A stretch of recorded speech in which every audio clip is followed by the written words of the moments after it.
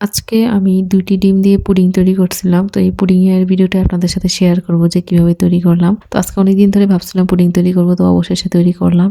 আসসালামু আলাইকুম। বিডু মেস ওয়ার্ল্ডে আপনাদেরকে স্বাগত। কেমন আছেন সবাই? আমি আলহামদুলিল্লাহ ভালো আছি। প্রথমে একটি পাতিলের মধ্যে ১ লিটার পরিমাণ দুধ নিয়ে নিলাম। তারপর হচ্ছে এটাকে আমি এখন জাল করে কমিয়ে নিব। কমিয়ে ১ কাপ পরিমাণ থেকে একটু বেশি পরিমাণে রাখবো। তো অতিরিক্ত বেশি না, কারণ যেহেতু ঘন করব আর হচ্ছে আমি ২টা ডিম দিয়ে করব, সেই কারণে বেশি পাতলাও রাখা যাবে না। তো এখন হচ্ছে বলক তোলার জন্য অপেক্ষা করছি। বলক ওঠার পর এদিকে আমি 1/2 কাপ পরিমাণ চিনি দিব। তো এদিকে আপনারা দেখতে পারতেছেন যে আমি 1/2 কাপ থেকে কিছু কম দিছি, পরে আবার অ্যাড করে দিছি। তো বেশি মিষ্টি হয়ে গেছে, আসলে 1/2 কাপ পরিমাণ চিনি দিলেও বেশি মিষ্টি হয়ে যায়। ১ কেজি দুধের সাথে 1/2 কাপ থেকে একটু কম দিলেও হয় আর কি। তো এখন হচ্ছে দুধটা জাল করে কমিয়ে নিব আর কি, ঘন করে নিব। দুধটা এদিকে ঘন হয়ে গেছে। তো এদিকে হচ্ছে ১ কাপ থেকে একটু বেশি পরিমাণে আছে। তো এখন হচ্ছে এটা একটা বাটির মধ্যে ঢেলে রেখে দিব। ঠান্ডা হওয়া পর্যন্ত অপেক্ষা করতে হবে। তো এদিকে হচ্ছে যেহেতু একটু শীতকাল পড়তেছে, সেই কারণে হচ্ছে আর ফ্যান ছাড়তে হয় না আর কি। তো আমি জাস্ট ঢেলে দুধটা রেখে দিছি এদিকে। তো ১-১.৫ ঘন্টার মধ্যে ঠান্ডা হয়েও গেছে। তো এখন হচ্ছে আমি ওই দিক দিয়ে গিয়ে এখন আমি ক্যারামেলটা করে নিব। তো একটা পাত্রের মধ্যে ৪ টেবিল চামচ চিনি দিয়ে দিব। তারপর হচ্ছে ২ টেবিল চামচ পানি দিয়ে দিব। তারপর ক্যারামেলটা করব। ক্যারামেলটা করতে গেলে না আমার একটু ভয় লাগে, কারণ হচ্ছে অনেক সময় দেখা যায় যে একটু পোড়া পোড়া হয়ে যায়। তো সেই জন্য ভয়টা পাই। আবার ওইদিকে পাত্রের মধ্যে ঢালে দেখি যে পুরো পাত্রের মধ্যে হয় না, মানে কম হয়ে যায় ক্যারামেলটা। তো সবসময় আমি পুডিং এর ক্যারামেলটা করার সময় ২ বার করতে হয়। এই কারণে আমার একটু আতঙ্কের মধ্যে থাকি আর কি। তো এবার একটু বাড়িয়ে বাড়িয়ে সবকিছু দিছি, দেখা যাক কি হয়। ফাঁকি দিয়ে বলে রাখি, যারা এখনো আমার ইউটিউব চ্যানেলটি সাবস্ক্রাইব করে নাই, আপনারা চাইলে আমার চ্যানেলটি সাবস্ক্রাইব করে দিতে পারেন। ফেসবুক পেজটিতে যারা এখনো ফলো দেন নাই, আপনারা চাইলে পেজটিতেও ফলো দিতে পারেন। আর যারা আগে থেকে কাজগুলো করে রেখেছেন তাদেরকে অসংখ্য ধন্যবাদ।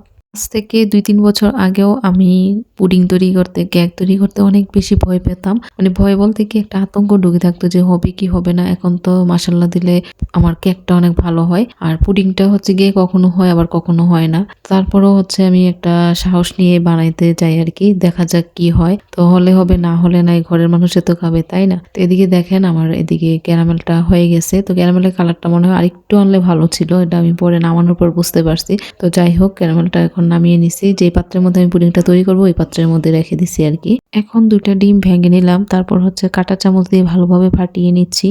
তারপর হচ্ছে তার মধ্যে হচ্ছে ভ্যানিলা এসেন্স দিয়ে দিব, কারণ ভ্যানিলা এসেন্স না দিলে তো ডিমের গন্ধটা থেকে যাবে। তো আমি অনেক দিন পর কিন্তু পুডিং বানাতে আসছি। আমার ছোট বোন অনেক দিন ধরে বলতেছিল যে পুডিং খাবে সে, তো ওর জন্যই আসলে তৈরি করা। ইদানিং অনেক বেশি অলস হয়ে গেছি, কোনো কাজই করতে মন চায় না, মানে কিছু বানাতে ভালো লাগে না। আর শীতকাল আসলে আমার কাছে ভালো লাগে ঠিক আছে, কিন্তু ওই যে কাজ করতে মন চায় না। আমার বারবার মনে হয় যেন একটু রেস্ট নিতে মন চায়, ঘুমিয়ে থাকতে ইচ্ছে করে, এই আর কি। দুধটাও ঠান্ডা হয়ে গেছে। তো এখন ডিম ২টা ফাটিয়ে নিছি, যে ওইগুলো হচ্ছে একসাথে মিক্স করে নিব। তো মিক্স করার পর তারপর আবার ছেঁকে নিতে হবে। পুডিং বানাতে তেমন কোনো ঝামেলাই নাই, কিন্তু কেক বানাতে গেলে যে কত কিছু ভরে, আর এগুলো সবগুলো ধুইতে গেলে আমার আরো বেশি বিরক্ত লাগে। কিন্তু কিছু করার নাই, যেহেতু এটা আমার বানাতে ইচ্ছে করে বা আমার একটা শখের মধ্যে পড়ে কেক তৈরি করাটা, সেই কারণে করি আর কি। কেক আমার অনেক বেশি পছন্দ। আগে কিন্তু এমনিতেও আমি কেক কিনে খেতাম কোনো ধরনের প্রোগ্রাম ছাড়াই। তো এখন তো নিজে বানাতে পারি, মন চাইলেই খেতে পারি, এই জিনিসটা আরো বেশি ভালো লাগে। এদিকে দেখেন ক্যারামেলটা অনেক সুন্দর করে সেট হয়ে গেছে। এখন জাস্ট হচ্ছে একটা ছাঁকনি দিয়ে ছেঁকে নিচ্ছি এই দুধ আর ডিমের মিশ্রণটা। তো ছেঁকে নিলে কি হয়, এরকম সাদা সাদা কেমন আঁশ টাইপ থাকে আর কি, এগুলার পুডিং এর মধ্যে যাবে না, তাহলে পুডিংটাও সফট হবে। অনেকে আবার না ছেঁকে তৈরি করে ফেলে, বাট আমার কাছে ছাঁকতেই ভালো লাগে একটু সফট হওয়ার জন্য। এখন একটা চামচ দিয়ে এই যে মিশ্রণটাকে একটু ভালোভাবে নাড়া দিয়ে নিচ্ছি, যাতে ছেঁকে যতটুকু পড়ার পড়বে আর কি, বাকিটা তো আর পড়বে না, আটকিয়ে থাকবে। তো এদিকে কিন্তু আমার মিশ্রণটা রেডি হয়ে গেছে। এখন জাস্ট চুলার মধ্যে নিয়ে বসিয়ে দিব। তো চুলার মধ্যে বসানোর জন্য আগে আমি কি করছি, পানি নিছি একটা পাতিলের মধ্যে, তার মধ্যে একটা স্ট্যান্ড দিয়ে তারপর হচ্ছে পুডিংটা বসিয়ে দিচ্ছি। তো পানি দেওয়ার সিস্টেমটা হচ্ছে যে পাত্রের মধ্যে বসাবো এটার থেকে 3 ভাগের 1 ভাগ পরিমাণ যাতে পানিটা থাকে, মানে নিচের দিকে, যাতে বেশি পরিমাণে না উপরে ওঠে না আসে, কারণ এদিকে তো পানিটা যখন বলক এসে যাবে তখন তো উপরের দিকে উঠে যাবে। তাও আমি একটু পরিমাণে বেশি পানি দিয়ে ফেলছি, পরে কিন্তু হালকা পাতলা পানিও উঠে গেছিল, বাট সমস্যা হয় না, পুডিংটা হয়েছে। তো উপর দিয়ে একটা শিল দিয়ে দিলাম ঢাকনার উপরে, আর তারপর হচ্ছে এখন একটা বড় বল দিয়ে দিছি, বল দিয়ে হচ্ছে পাতিলটা ঢেকে দিলাম আর কি। তো এখন পুডিংটা হতে প্রায় 40 থেকে 45 মিনিট সময় লাগবে আমার চুলার মধ্যে। এই যে সেম আছে, আমি তো এটা রান্না করছি। আমি ব্লগের জন্য ভিডিওটা করতেছিলাম আর শুরু থেকে ভাবতেছিলাম পুডিংটা হবে কি হবে না, আমি তো ভিডিও করতেছি না হলে তো আমি এটা আপলোড করতে পারবো না। যাক পরে তুলে দেখি যে আলহামদুলিল্লাহ ভালোই হয়েছে পুডিংটা, বেশি একটা ফুলে নাই, 2টা ডিমের অনুযায়ী এমন হয় না একটু ফুলে ভালো ছিল আর কি। তো যাই হোক যেমনই হয়েছে আলহামদুলিল্লাহ। আমরা বেশি মানুষ নাই ঘরের মধ্যে, যে খাবো আমরা 4 জন খাবো, কারণ আমার আম্মু তো খাবে না, আমার আম্মু ডায়াবেটিস।